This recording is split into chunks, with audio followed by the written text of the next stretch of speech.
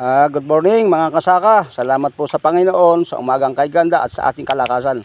Ngayon po ipakikita ko naman kung paano po magbabad ng punlang papaya sa bermiti po. Pangkaraniwan lagi po natin ginagawa.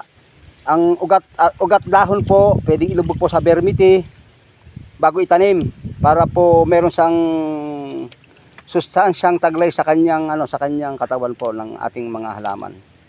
Ito po, makikita nyo po ang aming ginagawa.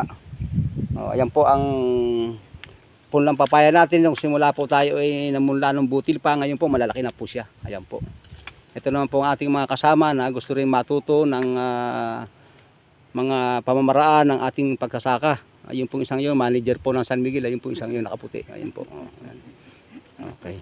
Ito naman po yung aming pong kasama ko lagi araw-araw na nakikita nyo, maganda lalaki po kahit layaw po ay 60 anyos na. O, kita nyo, batang-bata pa rin. Okay, ito naman po yung isa kong pari ko, nakasama ko rin.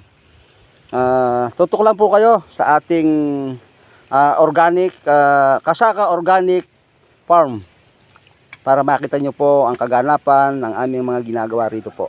Salamat po ulit at magandang umaga sa inyo mga kasaka.